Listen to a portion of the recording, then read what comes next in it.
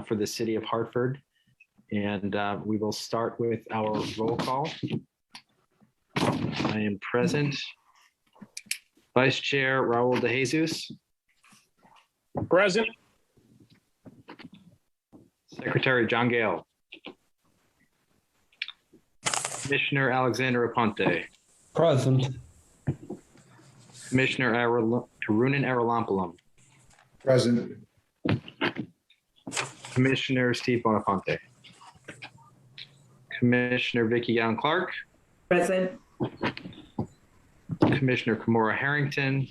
Commissioner Ken Kennedy. I'm here. Commissioner Kathleen Kowalishin. Here. Commissioner Melvin Medina. Present. Commissioner Yadira Rivera. Commissioner Bruce Rubenstein. Here. Commissioner Ian Smith. We have a quorum. We will move on to item number 2 for this evening, and that's the approval of the minutes from December 2nd, 2021 and November 18th, 2021. I'll entertain a motion. So moved. Second.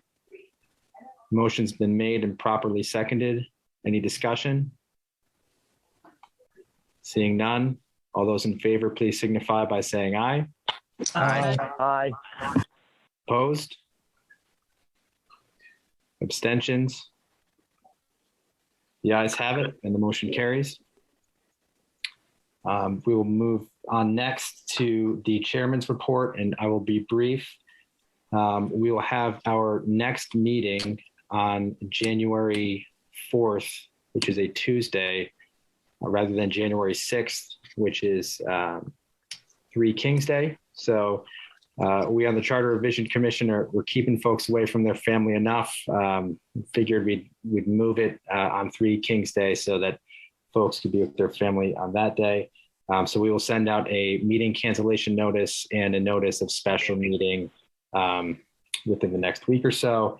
And then, I just wanted to update folks. We'll continue to be meeting virtually for the foreseeable future until, COVID rates come down and, we figure out what's going on with this variant. And I appreciate everyone's understanding as we go through this time.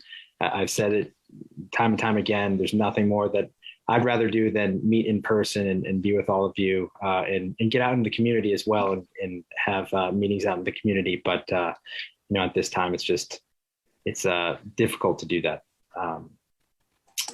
Okay. And with that, we'll move on to the public comment portion of the meeting tonight. And I know we do have a few members of the public with us this evening. So I will read off the instructions for the public comment portion.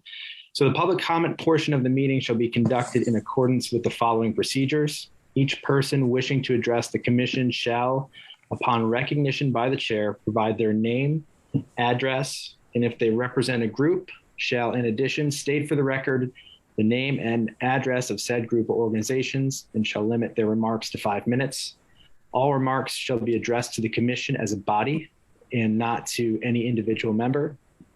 Any person making personal, impertinent, or slanderous remarks or who becomes boisterous while addressing the commission shall be barred by the chair from further audience at the meeting unless permission to remain is granted by a 2/3 vote of the commission members present voting. And during the public comment portion of the meeting, there shall be no debate by the commission, although questions may be asked by commissioners to members of the public through the chair following their testimony. And it looks like we have Mark Hughes with us tonight from Hartford Votes. Do we have any other individuals from the public that would like to speak? Carol Mulready. Carol Mulready, okay. And are you folks together or are you separate? Folks, we are basically together. Okay. And then I see an individual by the name of Raphael. And maybe an individual is just watching. Okay. Mark and Carol, you have the floor. Welcome and thank you for testifying this evening. Thank you, and thanks for having us. We're happy to be here. One moment, I see that the individual that's our Democratic Registrar of Voters who's on the line. Hello. Oh yeah. Yeah. Okay, Mark. Apologize for interrupting. Go ahead. That's quite all right. Thanks for letting us speak. My name is Mark Hughes, and I work at Trinity College, and I represent. I'm speaking on behalf of the Hartford Votes VOTA Coalition. We are an organization that works to increase voter engagement in Hartford. It's a coalition of organizations, including the Connecticut Data Collaborative, Trinity College, Everyday Democracy, the UConn School of Social Work, Hartford Next, San Juan Center, Common Cause, and the League of Women Voters, among others. We had sent a letter to the commission regarding the scheduling of the election for the Board of Education, and we'd just like to take a moment to reiterate our concern for this and our concern that the election as it's scheduled now does not help voter turnout. As you well know, it's scheduled for an off year as a standalone election. The turnout in the most recent one was particularly bad, and we believe that if moving it to coincide with the election for the mayor and the town council would increase its visibility and would increase turnout for that election. In addition to increasing the turnout for the vote, for the election rather, it would save money. The standalone election is costly on its own, that tying it into the other election would save money. And we do hope that the commission will take our suggestion seriously and consider moving the schedule of that election. Okay, thank you very much. Carol, do you have any additional comments? Only to say that based on comments that I received back on email that from Mr. Gale, we understand his interest in looking at non-citizens, permanent residents. We don't have a policy on that, and it's not something we've studied, so it's not easy for us to discuss that. Just wanted to make that clear. An interesting, but certainly very, very complicated issue that would be addressed there. I do think that one of the items that is of interest here in combining the election, the Board of Ed election with the council election is media interest. We know, unfortunately, that the media does not pay attention to education elections, even when the topic of education is very important to everyone, but it just doesn't rise to the top the way it should.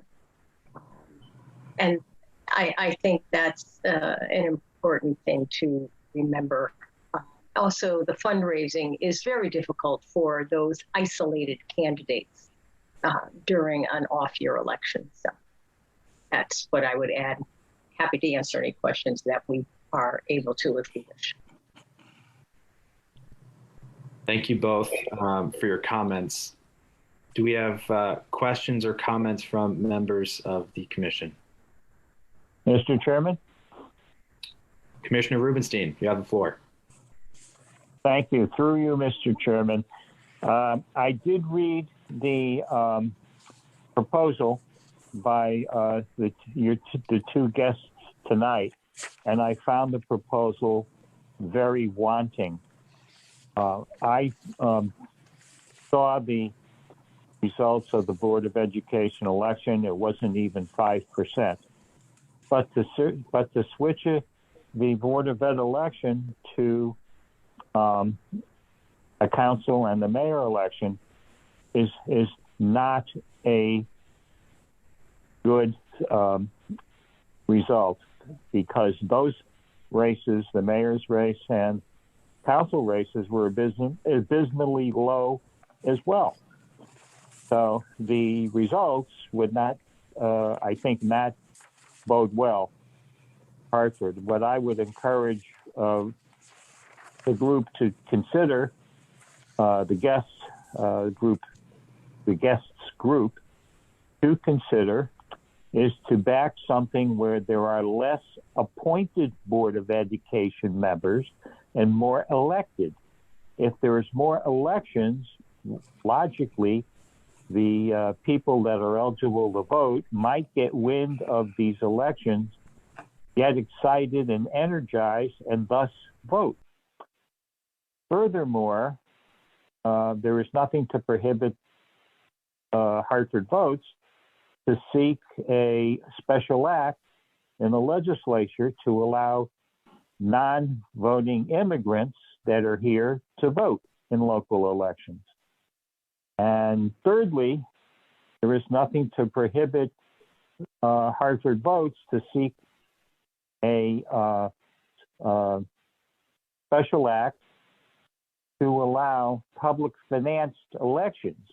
One of the speakers mentioned how hard it is to raise money, but I hope that she's aware that New Haven has a pilot program for public financed mayor elections. If we had that in Hartford, a public financed mayor election and council elections, the issue of it being hard to raise money would be off the table. Thank you very much. Thank you, Commissioner Rubenstein. Do you have any other questions or comments from commissioners? Okay, seeing none. I just wanted to ask Mark and Carol, are there any other, I think we have a good sense of the reasoning, but why you folks want to change the timing of the elections for the Board of Ed. Are there any other actions with regards to voter engagement that you think could be addressed through this this charter revision process?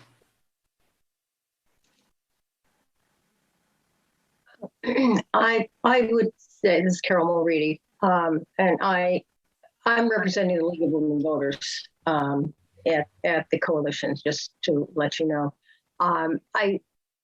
I really know that the whole issue with elected and appointed Board of Ed members, I believe, came about when the state took over the Board of Education. And so we did not choose to go down that road looking at it, but it's certainly something we would look at, the elected versus appointed. But we are not prepared to, make any specific recommendations in that area at this time. I know that whole situation is very much an outlier, hybrid situation as compared to other communities. And so I think that makes it difficult for the populace to even understand what's happening sometimes. Well, I thought the mayor appointed them all, or what do you mean they're being elected, or just the opposite, they don't know that they're appointed. So there's different interpretations of how we are represented. And so I think that is an issue, but we do not have a solution, a potential solution for you. Can I just add that I think that those are all interesting issues. Our letter and our focus is narrow on this particular issue in terms of the scheduling of it. And I don't think that those other issues, I don't think this issue takes away from those other issues or vice versa. That, if it is decided to change the schedule, which we hope that you will do, those other issues, you can deal with those other issues as well. But this issue does not preclude dealing with those other issues. And I think that they're more complicated, particularly the issue of letting non-residents vote. That's a complicated issue. This is not necessarily a complicated issue. I think the scheduling is a fairly simple issue. And our voicing our opinion on this issue does not take away from those other issues in any way, in my opinion. I see Commissioner Medina has his hand raised, but I just want to ask one more question. As things stand right now, as you're working to increase voter engagement and voter turnout, what are the biggest challenges that you all see on the ground here in Hartford? Can I just speak on that real quick? Absolutely. As far as voter engagement, especially with this group, Vote Coalition, especially this past election, the Board of Education election, we worked very hard in making sure we got the word out through websites, ads, you name it. We tried to go out there, and we still got the minimum, a low turnout, voter turnout. We have to be limited to where we draw that line where voter engagement on how much, especially with my office, how much we can get out there with whichever election turns out to be. I know many people may not agree, but there's a gray line that I have to make sure that our office remains at and doesn't cross when it comes to voter engagement. We try our best to go out there, especially with this group, the Voter Coalition, use some of the funds were given to do the engagement, the voter engagement, and we went out there. November, of course, is a more vibrant election. It was the presidential election. Everybody's interested in the Board of Education in the November presidential, just like they'll be more into the governor's race that's coming up. How do we involve more folks? I guess that's where the group came in, and we all sat down and how can we involve more people? Although the mayor and council might be a low turnout, it's not as low as the Board of Education. So you're still getting some participation in it when it comes around, if that's the election that hopefully with the group's participation, the commissioners itself will agree to at least put it up in the charter and give the voters that chance to say, maybe we should look at changing the actual date for the Board of Education date. That's a question that you guys would have to decide whether or not it would go on a passable ballot when you guys do your final decision as charter commissioners. Voter engagement is very difficult.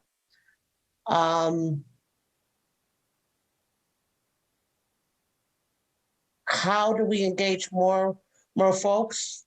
It's a mystery question. It depends on the election of what is more vibrant out there, what people are more interested in, what are they wanting to know? Do the candidates go out there and do their door knocking? Of course, this time around with the pandemic, these last 2 years was very difficult, but everybody worked hard along with the Secretary of State and everything else to make sure the vote was out there to get, especially for the presidential. So I want to say that this group can give recommendations, but the final decision is going to be up to the commissioners to decide whether or not they want to possibly change or give the residents the opportunity to change those elections and make them combine. It does save the city monies because a Board of Education is citywide. It's not just district. So I would have to open up polls citywide. And if we do it more than in one bigger election, it's a lot easier and less costly to the city. So I'm sorry, I'm under the weather, but I'm here to answer any questions and definitely supporting the Voter Coalition in this whole project here. Thank you, Madam Registrar. Commissioner Medina. Yes, thank you for that, and thank you to Hartford Votes. And I appreciate that y'all drafted recommendations intentionally on a very narrow set of questions around the Board of Education. If you've been watching these commissioner meetings or charter commission meetings, I think multiple times there's been a discussion for reviewing the election schedule for all Hartford municipal elections because of concern that generally we're seeing significant or not significant turnout. I would love to hear, not on this call because obviously you're not prepared, but I think that I'll characterize my own interest as a commission member to have better Hartford elections that are more vibrant, borrowing the words that were just stated, because we're matching elections either with presidential elections or statewide elections like a governor's race. And so as you are all, when you go back to your coalition, I would love to see maybe a bit more robust set of recommendations reviewing what makes sense for municipal elections generally, that would match, that would give us an opportunity for higher turnout because they're paired with statewide or federal elections. So that's just a request. If that's something that y'all as a coalition would be willing to review, that would be really helpful, as I think commission members will continue to have this discussion. If it's something that interest groups are interested in alongside the public, then I think it bodes well for a stronger conversation about really seriously reviewing those schedule changes. That said, I do appreciate the letter and this question around the Board of Elections and thankful for the work that y'all put into that, but would love to hear more as you go back to your coalition to converse about that. All right, thank you, Commissioner Medina. Any other questions or comments? Okay, seeing none. Mark, Carol, Madam Registrar, thank you all for coming this evening. We appreciate your input and your concern, and we look forward to continuing the engagement with you as we go throughout this process. So thank you. You're welcome. All right. We'll now move on to item number 5 on our agenda this evening, and that is the Office of the Treasurer discussion. So this evening we have our City Treasurer, Adam Cloud, and some members of his team with us this evening, and we're going to discuss some proposed charter revisions regarding World War II era special acts concerning pensions, which Attorney Mendick will help us explain, and then some recommendations from the Office of the Treasurer concerning some other changes. So I'd like to thank you, Treasurer Cloud, and your team for coming this evening, and welcome. The floor is yours. It's our pleasure. And by the way, on that prior discussion, as an elected official, I wouldn't mind the matching grant dollars that is the pilot piece to raise money for a treasurer's election as well. Mr. Chairman and members of the City of Hartford Charter Revision Commission, good evening. And thank you for your service, and thank you for allowing me an opportunity to address you this evening. My name is Adam Cloud, and I am the elected treasurer of the City of Hartford. This evening, I'd like to discuss several matters related to both the Treasurer's Office and the Pension Commission. The items that I plan to discuss, I believe, are relevant to the work that you were tasked with and are to consider. And it's my belief that they will provide transparency, parity, and clarity to the work that my office does and will enhance the charter. There are 3 items in addition to what Attorney Mendick will discuss with you regarding the special acts, and they are the compensation of the treasurer, the appointment authority of the treasurer, and the interaction with the City Council by the treasurer. Joining me this evening are Carmen Sierra, the Assistant City Treasurer of the City of Hartford, Attorney Lisa Silvestri, General Counsel to the Pension Commission, and William Baccaro, Outside Counsel to the Pension Commission, who will walk you through our recommendations. But just before I turn things over to Bill and Lisa, I would like to address for the benefit of those who may not know much about the Pension Commission or the Municipal Employees Retirement Fund, kind of the structure that allows the pension fund to function. So within the Treasurer's Office, there are 3 departments or divisions. One is the custody of funds, which handles the charter required responsibility of the treasurer to be the custodian of all city assets. In that regard, we are the primary contact with banks to either disperse payments, but to also reconcile the books of the city so that the general fund and the bank account are in accordance with one another.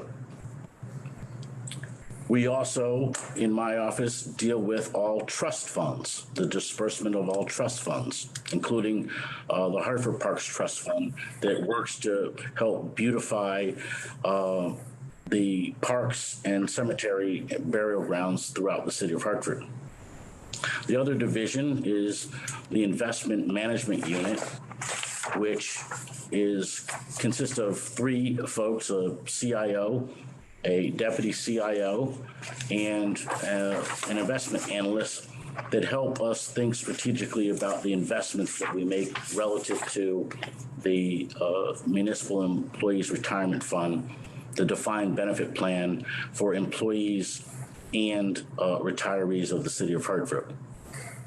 The other unit, which reports to my office, is the Pension Administration Unit, and we provide counseling services to both retirees and existing employees who are considering terminating their service and hopefully having a long, healthy retirement.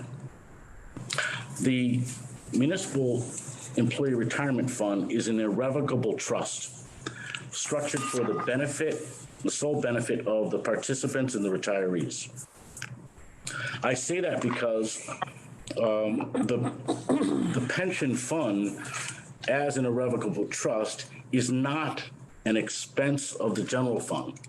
Okay, the benefits are paid out to pay for the defined benefit of employees once they reach retirement. Now, the funding of that comes from 3 distinct and separate ways. The first is employee contributions. The second is the city contribution or employer contribution, which is often called the ADEC, the Actuary Defined Employer Contribution. And third, it comes from investment gains. So the Pension Commission, which oversees those investment decisions on recommendation by my staff and myself, our function is to generate a return that allows us to pay those benefits to retirees. Currently, we pay out $118 or so million in pension benefits to retirees.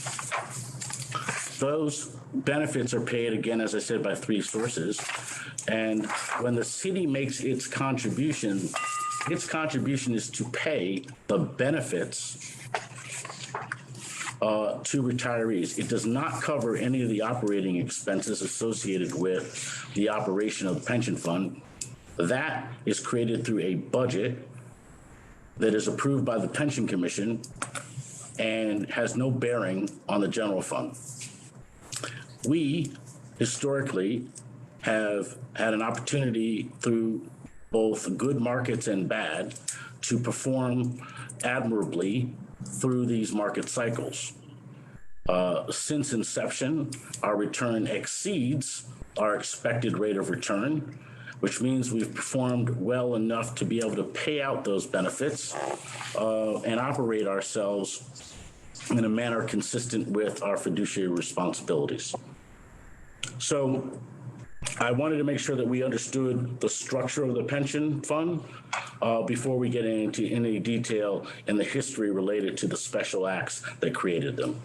With that, I'd like to turn it over to my general counsel, Lisa Silvestri. Hello, good evening, commissioners. What we have, I don't know if you have a copy of this, but what we have worked on is a revision to two parts of the charter, Chapter 6, which has to do with other elected officials, and Chapter 7, which has to do with boards and commissions. And we have made some proposals.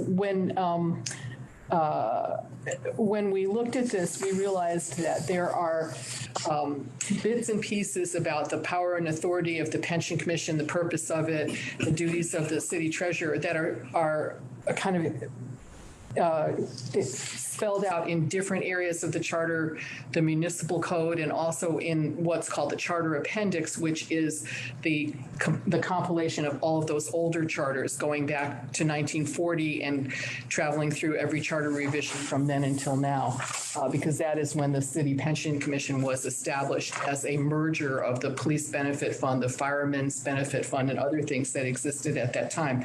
So what we've done is we've taken as a basis the existing chapters 6 and 7 and added to them, deleted from them. So I'm going to go through and highlight the proposals that we have. One that Treasurer Cloud mentioned is the compensation of the city treasurer. This is new in the beginning of, the portion about the responsibilities of the city treasurer, and it is that the compensation would be joined to what is the compensation for the starting salary of a Superior Court judge from the Judicial Department for the state of Connecticut, and it would be adjusted to reflect changes that would occur, that would be set by the Judicial Department for those judges. So it would take the determination of what is the salary outside the scope of our internal processes. It would link it to something that's external. It would remove it from being a subject of controversy at all, and it would still continue to be a subject of the budget, but it would not continue a situation that we have now where the elected officials have no supervisors, and the city's setup as it is provides for employees of the city to get raises when their supervisors recommend it. But if you're an elected official and a paid elected official, you have no supervisor. So it's a difficult situation. What happened, and I believe it happened maybe in the last revision, is that the mayor as an elected official had the mayor's salary pegged to an outside external source, which was the Superior Court judge's salaries as well. And that has worked in that situation, so we're suggesting that you do the same thing with the treasurer's salary. The next changes that we have that would be from the existing Chapter 6 would be with regard to the public depositories. The treasurer is the custodian of city funds, and you know that city funds have to be deposited in the bank, and they have to be deposited in a qualified public depository. There's state statutes that have to do with that, but also for our purposes, in order for a bank to be qualified to receive city funds deposited in it, it has to be approved by the city council. So the mayor, in consultation with the treasurer, recommends banks to the city council. The city council holds public hearing on it and approves or doesn't approve the bank to go on the list of qualified public depositories. That is pursuant to the charter that we have now, and we're proposing to keep that. The only change that we're proposing in regard to that process is that what then has to happen is that the treasurer selects one of the qualified public depositories to deposit money in and enters into a contract with the bank. And we're suggesting here that for these purposes, that the city treasurer is authorized to enter into that contract with the qualified public depository. It would remove the duplication of work and services that we presently have, where we have to have the purchasing division work on this when there really is no process that they need to undergo that can't be undertaken here. So our suggestion is to add that contracting function would work out of this office.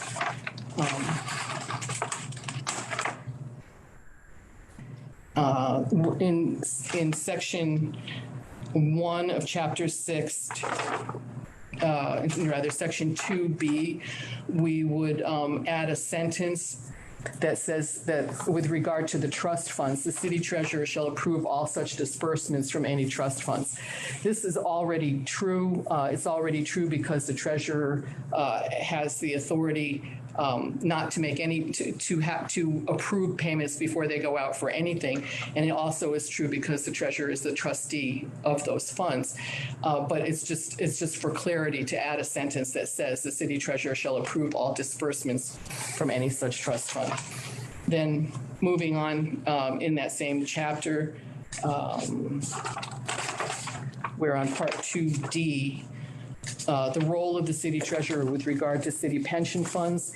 Here again, we've added a sentence which is for clarity, and that is that the city treasurer shall be a fiduciary of such funds. And that's all the assets, the investments, and others. It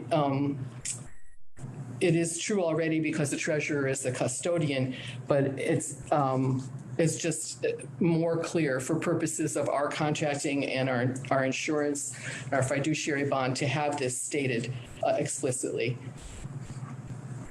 The next thing is section E following that the city treasurer shall manage the operation of the pension commission subject to the review and authority of the pension commission. This is added here, but it's taken from another part of the charter, which is chapter 12. And it also, which gives the city treasurer the powers incident to his explicit powers. And here you have the pension commission having all of these operations that Treasurer Cloud has described and the ability to hire employees and so forth without saying who it is that is the manager of all these operations. And so, in fact, the city treasurer operates like an executive director of the pension commission. So this would simply state explicitly what we have in practice. Something that is new that the treasurer has mentioned to you tonight, moving along, is the interaction with the council. This section doesn't exist in the present charter, and it's that the city treasurer has the right to appear at and address the council and put items on their agenda. Right now, the only officials who can do that are the council members themselves and the mayor. So this would add the ability to directly go to the council and put things onto their agenda. We've reorganized the part about employees of the treasurer's office, but this is the last section in the new proposal for chapter 6, but it is something that's lifted out of the city code, section 2A50B, and it just says that the city treasurer shall appoint and manage the employees that are necessary and appropriate to perform the work of this office, and subject to the approval of the pension commission, the employees that are necessary to do the work of the pension commission. Then, did anybody have any questions about the proposed changes to chapter 6 at this point? I think what the plan will be for this evening is just hold questions till the end. Okay. And then we'll. And, through the chair, we're going to be able to get the actual writing. I didn't have that beforehand. I mean, I'm taking notes now, but I'd like to see the actual language. Particularly, well, I'll wait to the end. Sure. Yeah, I sent it out, and I'll resend it to you all. There's a black line and then red lines, so I'll make sure to forward those out again. Okay, so then moving on to chapter 7 of the present charter is entitled Boards and Commissions, and it's about several different city boards and commissions, but section 4 of it is about the pension commission. We have taken the first part of it, which does exist already, special act authority, and simply added to it all of the special acts from the 1940s until now by title. They're all going to be taken out of the charter appendix. There's a proposal, and I think Steve will talk to you a lot more about that, but it just reiterates all of the different special acts which are charter revisions from the 1940s until now that come to bear on what the pension commission does, and then added a section after that that isn't there before, and it just states what is the legal authority. All of these things, all of these charters of the past are the legal authority for the city to create and operate the pension fund, the pension commission. But the city also has authority under the part of the charter, which is this Chapter 7, to create whatever commissions it deems necessary to carry out the business of the city, and certainly the operation of the pension fund is the business of the city. It also states explicitly that the city has legal authority under Section 7-148 of the state statutes, which is the Home Rule Act. So that's just putting it in there and putting it all in one place so that people who want to know what is the authority for this operation can find it all in one place instead of having to research it. Then there's a section here that has to do with the validation and codification of the special act authority, and that is that all of those things that I've just described will be put into a separate volume. So then we move on to something that is a completely new thing. Presently, the appointment of the 3 commissioners on the Pension Commission are all appointed by the mayor with approval by the council. This is a proposal that you take the 3 voting members and split them up so that you have one appointed by the mayor, one appointed by the council, and one appointed by the treasurer.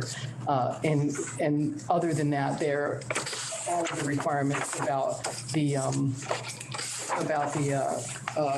commissioners would be the same. You'd have the same staggered terms, the same business about vacancies, except that a vacancy with any one of them would be reappointed by the person or office that appointed them in the first place. We continue to have a non-voting member who is elected by the employees. Let's see, there was something else. Oh, one commissioner. So there is a requirement, an existing requirement, that one of those commissioners must be an actuary, must be a member of the actuaries organizations. And when we look at, but in the present charter, it says that notwithstanding the other provisions regarding to the appointment of commissioners, one of them must be an actuary. And it is very difficult to find actuaries who are actually residents of Hartford. So what we're saying explicitly here is that the commissioner who is a member of the Actuary Society of America or the American Institute of Actuaries does not need to be a city resident. That's something that we don't take lightly. Of course, we think that all commissioners should be city residents, but it is valuable to have an actuary. Because of the work that the Pension Commission does, it's a very valuable role. And so we would suggest lifting that requirement for that one position. So what else do we have here? I think that's it. I think that's it. Okay. And the rest of it is all just a sort of reorganized version of what's already existing in the charter. Okay. Thank you. Mr. Chairman, that concludes our formal remarks. We're obviously are open to answering questions, but I believe I'll take your lead. I think that you would want Mr. Medic to speak to some of this. Yes, Attorney Mendick, can you address the changes to the special acts and your work on that, how you've been involved? Happy to do so, Mr. Chairman. It's my pleasure. It's good to see the people from the Treasurer's Office. Going back to Chapter 7, Section 4B, Attorney Silvestri referred to this section, which is the validation and codification of the Special Act Authority. Prior to your being appointed to the Charter Commission, I was hired by the President of the Council, leadership of the Council, last fall to take a look at these Special Act provisions. When you take a look at the Charter from pages 59 to, what's the number? 59 to 177. Page 59 to 177, you will find that the Charter expands from 59 to 177, dealing with ancient special acts. Most of those special acts involve pensions, retirements, and employee-related provisions. Many of those provisions for years and years have been moribund, have been superseded by collective bargaining agreement, and have just simply lived out, been lapsed out by time.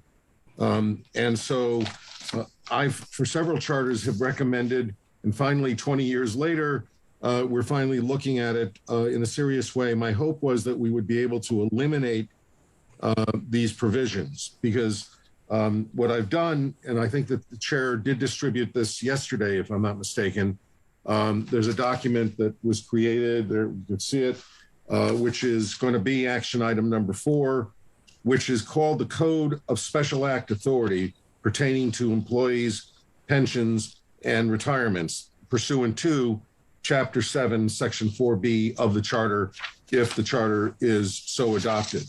And that's where you will find over 100 pages of documents that deal with retirement credits for policemen and firemen for service in the armed forces, but we're talking about the armed forces in a war that took place in the 1940s, retirement credit for police employees during World War II, for service in hospitals, widows' aid departments. It goes through a whole series of ancient provisions that either don't apply by lapse of time or have been superseded by collective bargaining agreement. I don't think, and I'll defer to the Treasurer's office on this, I think that the thought was if there were any tails out there, if there was anybody that still was remotely related, we did not want to eliminate these provisions completely. So we have chosen to basically ratify the provisions. We have moved some of the provisions from the Special Act into the body of the document, the creation of the Pension Commission, for example, and some other administrative functions. But with respect to these entitlements, these rights, most of which have been superseded, we thought just to, for the better part of valor, just as an abundance of caution, that we should segregate the document, detach it from the Charter.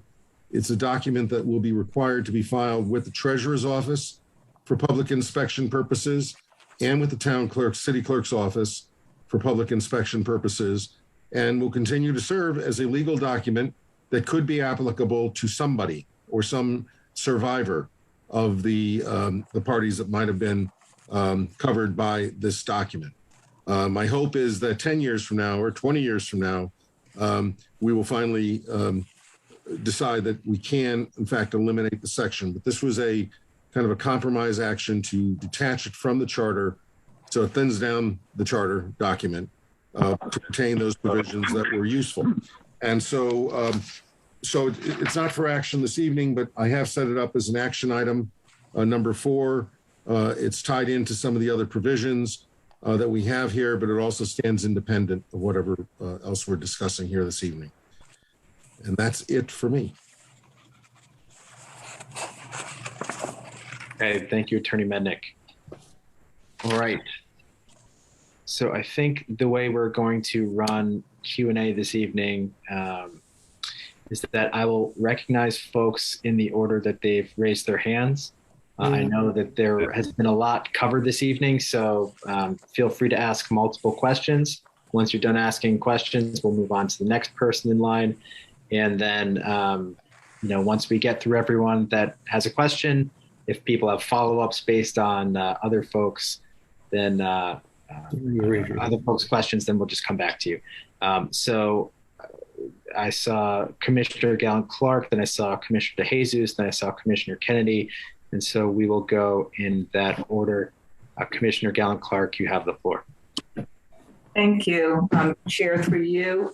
I would like to thank the Treasurer's Department for the presentation and the information that they shared tonight.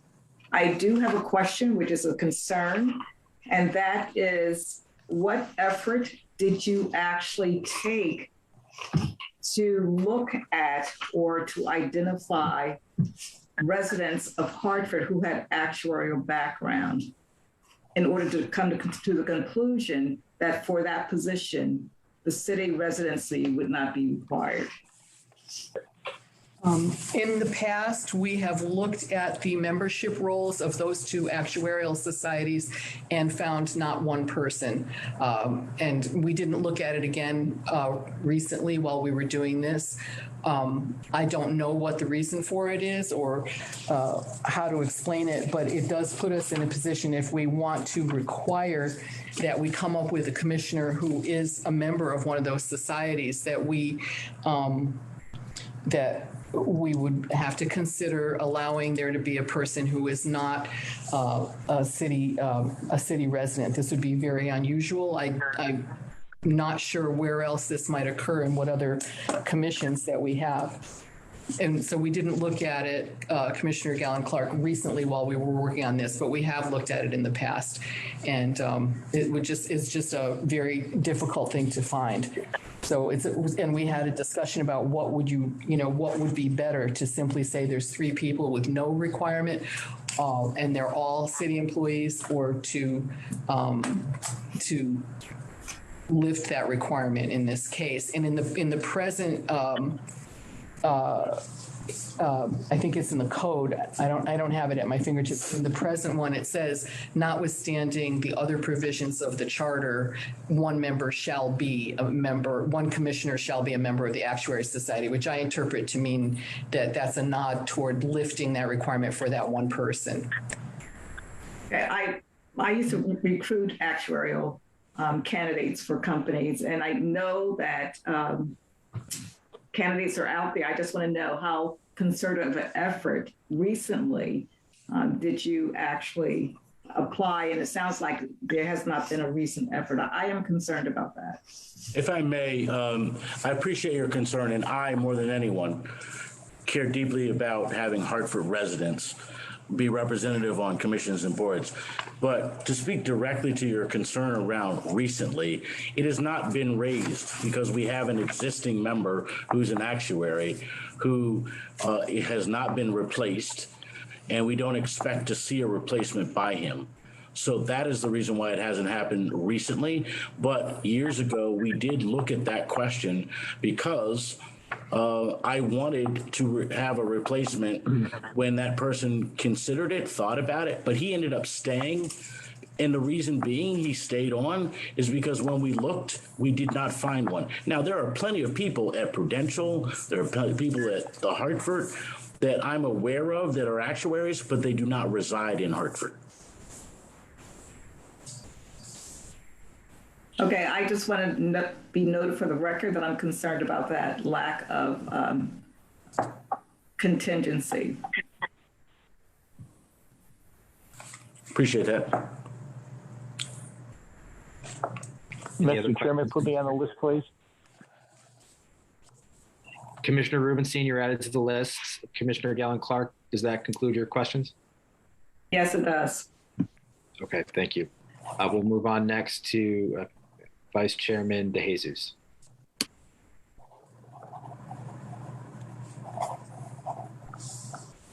Good evening. Thank you so much for this presentation. I have a few questions on some of the changes are going to be made. I'm not sure. Can you guys hear me here? Yes, we hear you fine. All right, perfect.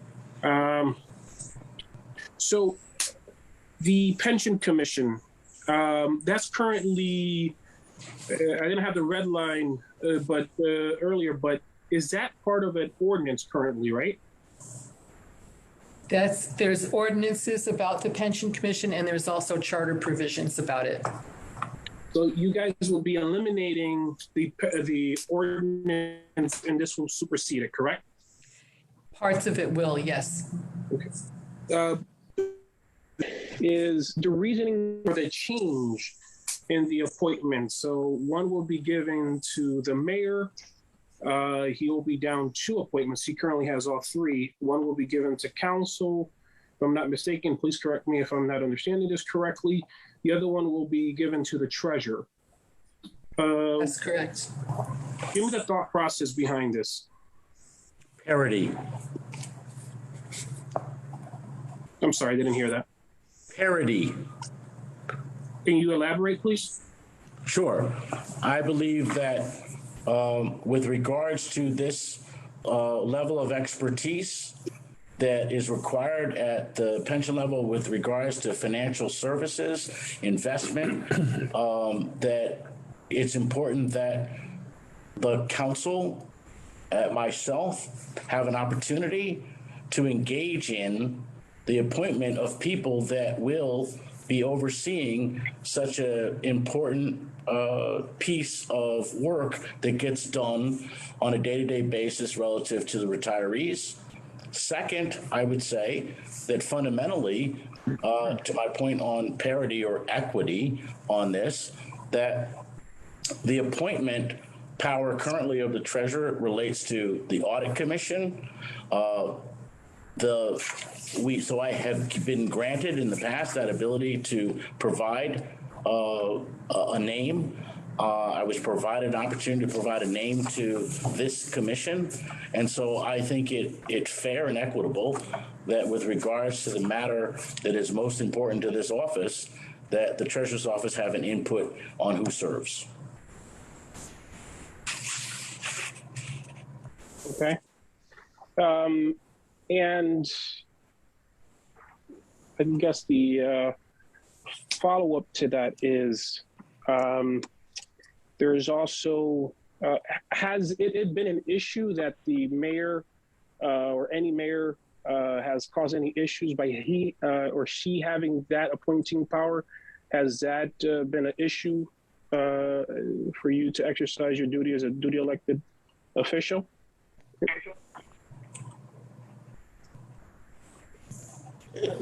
No, not in my duty. I don't believe that there's ever been an issue relative to that. But what I'm saying, to be clear, is remember, the Pension Commission members, there are only 2 of 3, number one, and currently, because one sadly died. And so the reappointment or new appointment of anyone has not happened in well over a decade.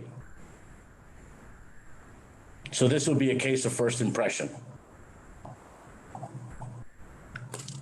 Mr. Vice Chairman, it's Attorney Bill Beccaro. Let me just add, parenthetically, if I could, part of the thinking behind that from my perspective, I'm a private practitioner. I also serve as counsel for the Connecticut Senate Majority Office, and I've done that for the past 27 years.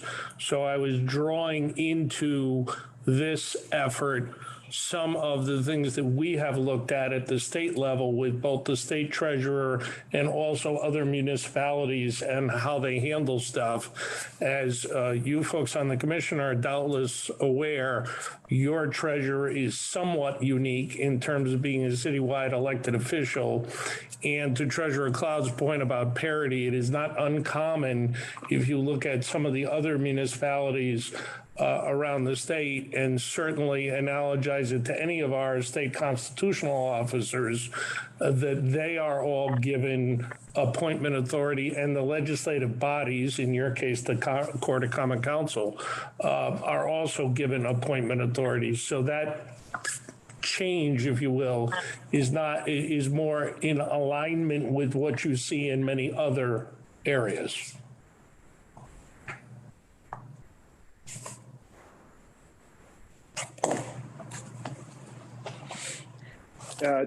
I'll call the question. Has the administration been advised of this? Is there any comment from the administration, from the executive branch, as to any opinions on this change yet? And that maybe Metnick, because Metnick has been involved in this.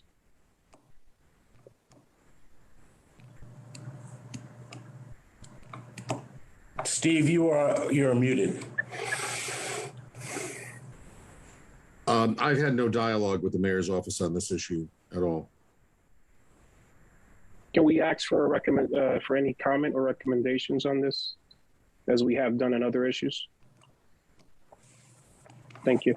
Yeah. The second will be the salary provision. I know it's almost a carbon copy of how the mayor's office salary starts, almost verbatim. Just want to understand right now, if we were to do it, is exactly what the salary of the mayor will receive, if I'm not mistaken, correct? No, that's not correct. That would not be correct. Correct me if you can. So correct me if you can, please. Because I understand that and I don't want to speak out of turn in terms of whatever the mayor may be bringing forward or whatever this commission may decide, but it's my understanding that there would be a distinction between the compensation of the mayor and the treasurer, in that the mayor's salary would be higher and be tied to a superior court judge, not a superior appellate court judge, and not a superior court judge. How did we get to the linkage outside of it similar being used for the current mayor? How did we get to base your salary or the salary of the treasurer to superior court judge?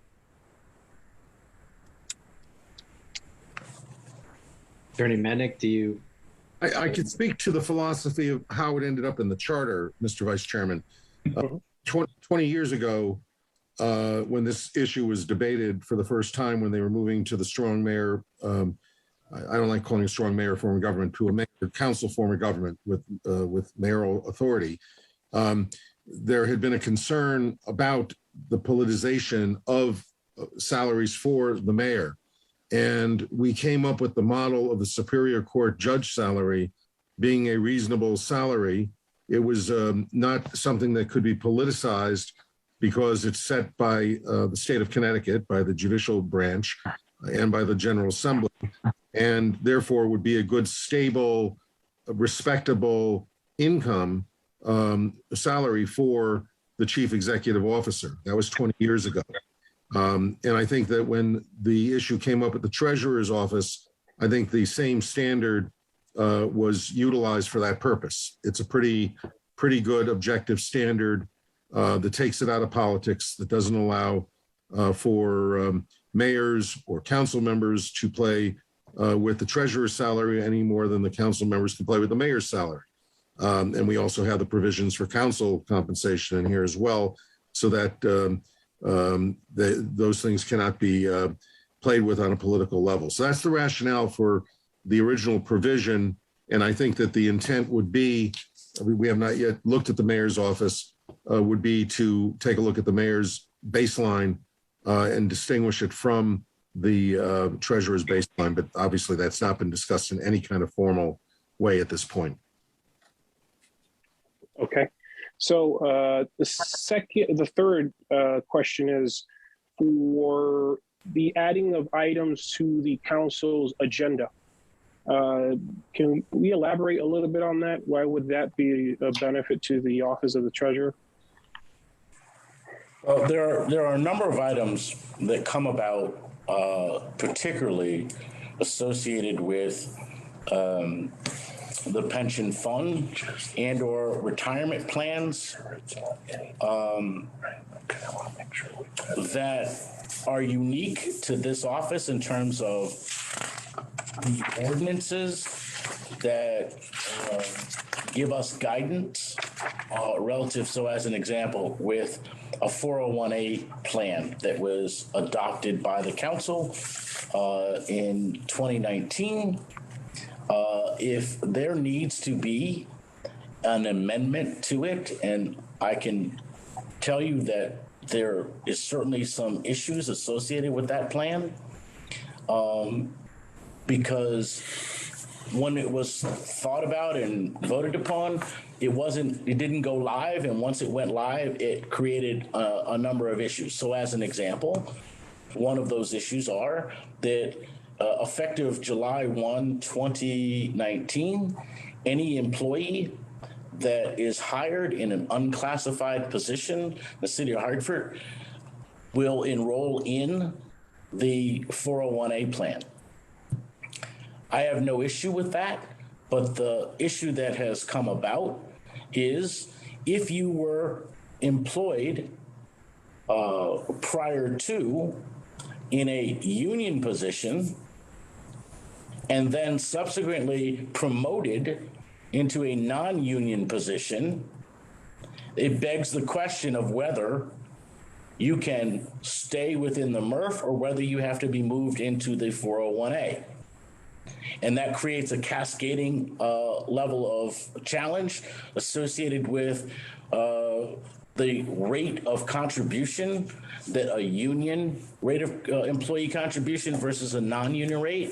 And that discrepancy, okay, then creates a question of, can that person pay for the differential in rate? So if a union person was paying 5%, a non-union contribution had to be 6.5%, that 1.5%, can they pay for it? Well, the challenge with that is, in every contract with the unions, the CBA agreements, there is a provision related to that rate differential. However, with non-union, the code is silent relative to non-union employees. There's no reference to it. And as a result, that is something that we, as the experts in that, would want to submit that for consideration as a policy matter before the council. And how would that, in what form would that come in to the body if that was to happen today? It would come as a, in this case, we would write a summary just like any other matter to give the background, and then we would make a recommendation that would be for consideration for the council to amend the ordinance. And can that be done as a report, or is that the current process? How would you do that now?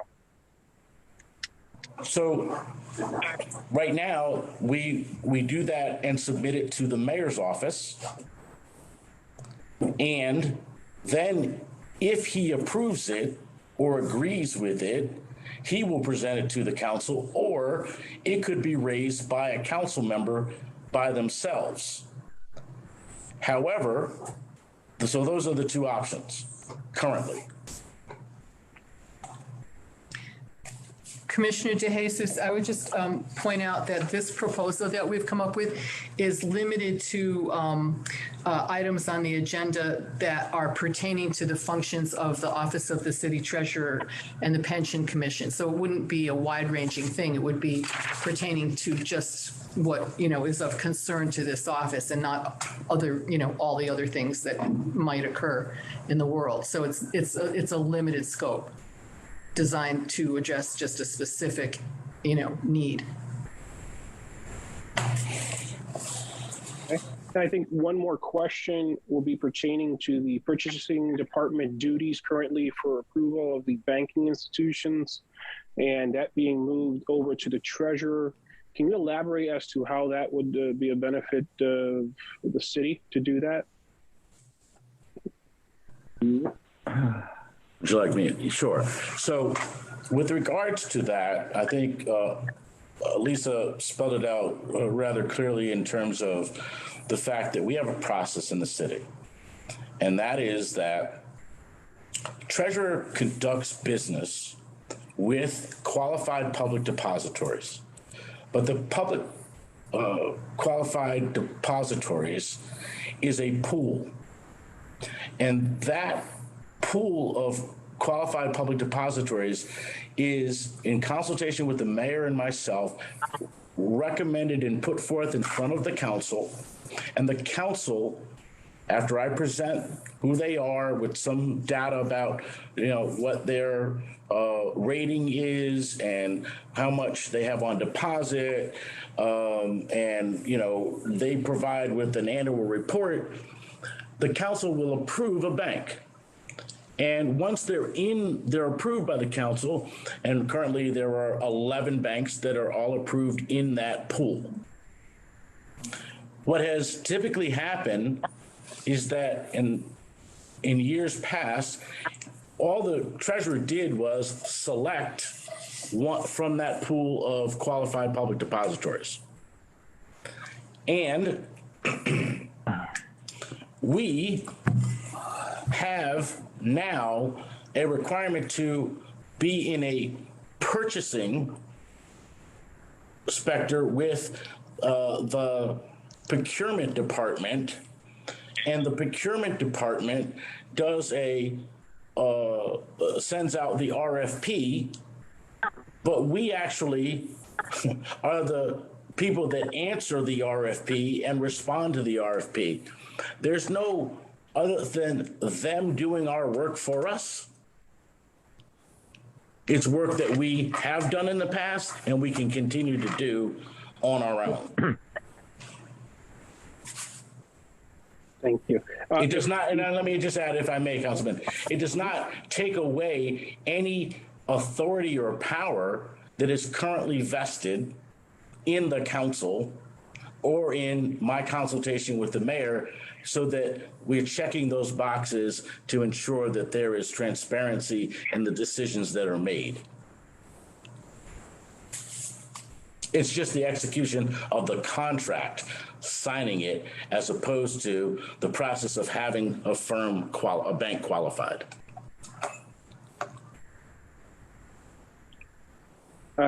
And I guess I got one follow-up request, and I think that will be made through the chair. If we can also have the administration give us some feedback as to what effects that would have to the city if that change is made. Just would like to get a sense of what these changes will do to the structure, current structure, as we've been doing for every other subject matter. This happens to be one of the issues that we've gotten the most changes on. So it's very important to kind of nail down on some of the issues. So I'm happy for the work that you guys have done. Thank you guys. Thank you for the Treasurer's Office for presenting this. There's a lot of change. I'll be honest. This is the most change we've seen and presented to us. So it's always important to kind of vet all these changes and then also compare to see how that would affect the functions of the city moving forward. So thank you guys for your great work, and looking forward to see what will come into be a part of the charter as we know it. So if we can have just feedback on that, that would be great. And I think that's it for my questions for now. Thank you guys. Great job, guys. Thank you. Thank you. Thank you. Thank you, Mr. Vice Chairman. Commissioner Kennedy, you have the floor. Thank you through the chair. Good evening. Thank you for your presentation. I'd like to start backwards if I could, and let's start with the appointment authority. I have no problem with going to the appointment authority for the Treasury, the Council, and the Mayor. Are you in favor, or are you okay with that the Actuary be appointed by the Treasurer, and that the other non-actuaries be appointed by the Council and the Mayor? Yeah, I would be in favor of us doing the Actuary, because I think we have our pulse on that space more than anyone else. Okay. Yeah, I think that would be if we're going to make the change in the appointments, I think that would be the change that I would request in terms of the appointment authority that's proposed. Now, I was a little bit confused on the employees, some of the provision you're recommending with respect to employees, pension commission, and Treasury distinction. With respect to the pension commission and what it does and the changes you want to propose there, no objections. With respect to employees that are approved by the council in the budgetary process, I would have some issue there in making changes. I still think if we're paying for $1 of the council through the normal city budget, then that should be approved by the council subject to its budgetary provisions. Outside of that, I think that's a pension commission decision. And I don't know if I was hearing that appropriately or not, but that's the issue I heard with respect to some of the changes you're proposing with the employees. If I'm wrong on that, let's look into that. Councilman, through you, Mr. Chair, may we respond to Councilman Kennedy's question there? Yes. So, Commissioner Kennedy, I just want to share with you what we're proposing here, and it's the first part is subject to the civil service provisions of the charter and any applicable collective bargaining agreements or employment contracts. The treasurer will appoint and manage the employees of the treasurer's office. So that would be mainly people in the custody of funds division that the treasurer described. And then the second part of it has to do with employees of the pension commission. So we're all here together, working together, but there is a distinction between the treasury employees and the pension commission employees. And so So the second part would be subject to approval of the Pension Commission and the terms of any employment contracts. The city treasurer will appoint and manage the employees and contractors necessary and appropriate to do the work of the Pension Commission. So you have two different things there. So the employees that are working as employees of the Pension Commission are paid from the Pension Commission funds, part of the Pension Commission budget, and then some of the employees that are here in this office are paid from the regular budget, but they are employees of the treasurer's office, if you think of the treasurer as a department head. So it's no different than, say, the police chief or somebody like that, where the employees that are there in that department are appointed by and managed by that department head. So we're not saying anything about the budget that would be different. Right. So just clarifying. Through you again, Mr. Chair, just to put a fine point on that, Councilman, we're not suggesting in any way that we don't budget for, in the general fund budget, those employees that would be subject to review in our budget presentation. Okay. All right. I'll look at that a little. I'm still, let me move on, because I know time is short, to the authority to propose legislation. As long as that authority is limited to the pension, to the pension fund or the MRF, no objection. Beyond that, when we get into other financial matters, budget, finance department, that type of thing, I would have an objection to that. So if it's really tailored to just the function of the Pension Commission and its effect on the MRF and the retirement fund, then I think that's appropriate. Commissioner, if I may, that through you, Mr. Chairman, that certainly was our intent. I know Lisa, Steve, and I worked hand in hand on that with precisely that objective in mind. Yeah, I just don't want it to be any broader, or where it could be interpreted any broader, where we start getting into budget matters or financial matters that are potentially could encroach on council's functions. That's my only concern there. So as long as it's literally in a tight box with the Pension Commission, I think that's appropriate. I would also just point out that you can put things on the council agenda, and as you know, they don't always pass. So understood. It's just the opportunity to put it there. The nature of any organization or any position is always to encroach upon and stretch its power out. That's the nature of government. That happens everywhere.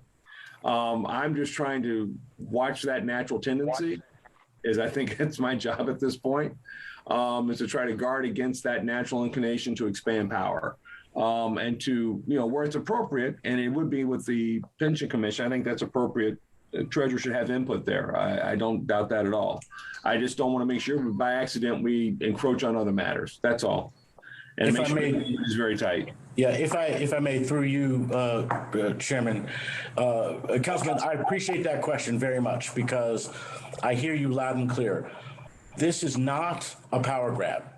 That's not what I'm intending to do. And let me speak specifically to the budget. I have always viewed this office as a resource to both the mayor and the council. And so when it comes to questions about anything financial, I'm always at the ready to respond to those questions and provide any guidance I can. I am not asking to be involved in you all's work.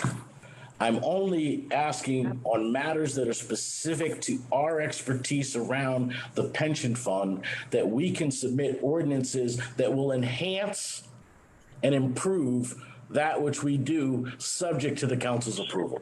Because we are the administrators of the plan, we are not the creators of the plan. The council is the creator of the plan. And let me footnote that. The council is the creator of the plan, not even the mayor is not the creator of the plan.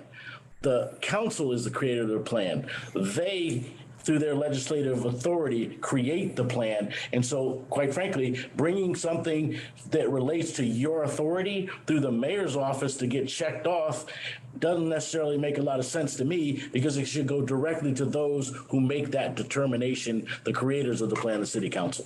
Well, wasn't trying to cast any aspersions at all, just trying to make sure we were... No, didn't take any. A narrow purpose and focus. Trust fund.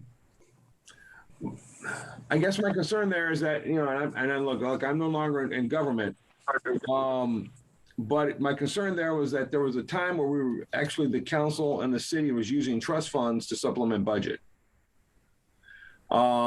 which is not necessarily the best thing, but it's not a bad thing either. I just wanted to make sure that was still subject to council approval if it's being used to supplement everyday budgetary, costs. If it's a special provision, which the fund was set up for, I don't have any objection to what you were proposing. But I remember my last budget year, the park, particularly with the parks, I mean, we were using, I think, some trust funds from time to time to actually supplement some functions in the budget. And I just want to bring that out there as a comment. I'm not trying to, because I know it's late. I'm going to jump right to the last part of the salary. I've got look, I'm the last guy, I think, that voted for the treasurer's salary to go up to 148. And it was vetoed by then Mayor Segarra. Politics does come into play in that I've got no objection with it going to the Superior Court salary. As long as we go with either the current split of 3/4 pension commission, 1/4 city budget, or we go 80 pension commission because it's a raise, and 20% city budget. As long as that's spelled out, no objection to tying the salary to the Superior Court. As long as you understand that we now have to change, and I realize that may be proposed, the mayor's salary, because you can't have the salaries being exactly the same. I don't think that was what was intended. Or if we don't change it, you have Superior Court salary minus, I don't know, what they do with the Workers' Comp Commission is they minus at $5,000 for a Workers' Comp Commissioner from the Superior Court judge. And that changes slowly over time. But as long as there's separation between the mayor and the council, sorry, I don't have any objection to what's being proposed. As long as we spell out who's paying for what, because I don't think we want to necessarily the tax burden the budget any more than it already is. And with the bank approval, a little hesitant about making any changes there. I realize it's a little cumbersome. But I don't want to do anything by accident. I have to see that a little bit further to whether that's appropriate or not. I do like having banks approved by the council. The contractual process, the internal workings, I think that's a pain for everyone in the city. I'm not sure we need to change it in the charter. Maybe that can be done by ordinance. That's just a suggestion. With that, through you, Chair, I have no further questions or comments. All right. Thank you, Commissioner Kennedy. We will move on to Commissioner Rubenstein. Thank you, Mr. Chairman. Through you, first of all, I want to thank Treasurer Cloud and his team for an excellent presentation.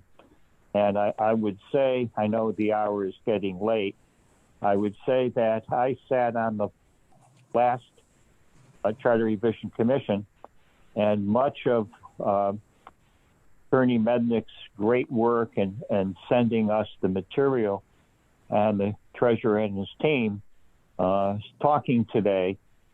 We were discussing 10 years ago when I sat on the last Charter Revision Commission. We just didn't have enough time to put it in the report. So what I'm saying is that much of what this commission is seeing today and what the discussion has been today, 95% of it we addressed 10 years ago, and some of the same actors are still present. The thought was to level with respect to the Pension Commission